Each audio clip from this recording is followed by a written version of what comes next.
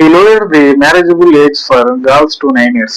అంటే ఇక్కడ మన దేశంలో ఏంటంటే 22 సంవత్సరాలకి పెళ్లి చేస్తారనమాట. అదే గవర్నమెంట్ చెప్పింది, మేజర్ అయితేనే పెళ్లి చేయాలని చెప్పేసి. కానీ ఇరాన్ దేశంలో మహిళలకి అలా కాదు, 14-15 సంవత్సరాలకి పెళ్లి చేస్తున్నా కానీ అక్కడ గవర్నమెంట్ ఏమందో. రెండో చట్టం, women last the right to initiate divorce. అంటే అక్కడ ఉమెన్ కి డివోర్స్ కావాలంటే తనంతట తాను విడిపోవాలి భర్తతో అని చెప్పేసి అనుకోని కోర్టుకి వెళ్తే అక్కడ తనకి కోర్టు డివోర్స్ ఇవ్వదు. ఆ రైట్ ని కోల్పోయింది అక్కడ ఉమెన్.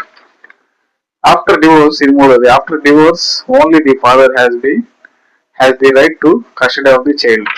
అక్కడ ఒకవేళ భార్య భర్తలు పేరెంట్స్ కి విడాకులు జరిగితే అక్కడ తండ్రి మాత్రమే పిల్లల్ని తీసుకుని వెళ్ళిపోవాలి, తల్లి పిల్లల్ని తీసుకోవడానికి వీలు లేదు. ఆ తర్వాత cosmetics and makeups are banned. అక్కడ నువ్వు మేకప్ వేసుకొని లిప్స్టిక్ వేసుకుంటా అంటే కూడా అక్కడ కుదరదు, అసలుకి అది బ్యాన్ చేసేసారు ఇరాన్ దేశంలో. అలాగే last one mainly limited educational rights for girls. అంటే అక్కడ నేను పిహెచ్డి చేస్తాను, మాస్టర్స్ చేస్తాను అంటే కూడా కుదరదు, ఎందుకంటే లిమిటెడ్ ఎడ్యుకేషనల్ ఫర్ గర్ల్స్. చూసారు కదా, ఇటువంటి చట్టాలు తీసుకొచ్చిన ఖమేనీ ప్రభుత్వంలో అక్కడ ఆడవాళ్ళు వాళ్ళ రైట్స్ కోసం పోరాడుతుంటే ఆ పోరాటంలో గాయపడిన వాళ్ళకి ఈ డాక్టర్ రోస్టామి అనేటువంటి ఆమె ట్రీట్మెంట్ చేస్తుంటే ఆమెని అట్లా చేసిన గవర్నమెంట్.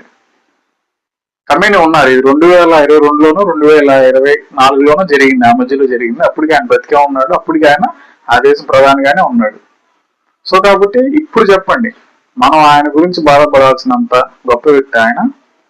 నేను ఈ వీడియోలో ఆయన చెడ్డవాడా మంచివాడు అనేది నేను చెప్పట్లేదు, ఆయన గురించి కొన్ని ఎగ్జాంపుల్స్ చెప్పాను, ఆయన క్యారెక్టర్ చెప్పాను, ఆయన తీసుకొచ్చినటువంటి ఆడవాళ్ళకు ఆ చట్టాలు ఏందో నేను మీకు వాళ్ళు ఎక్స్ప్లెయిన్ చేశాను.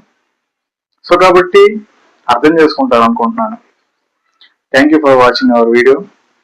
నచ్చితే లైక్ చేయండి, యూస్ఫుల్గా ఉందంటే నలుగురికి షేర్ చేయండి. బాయ్.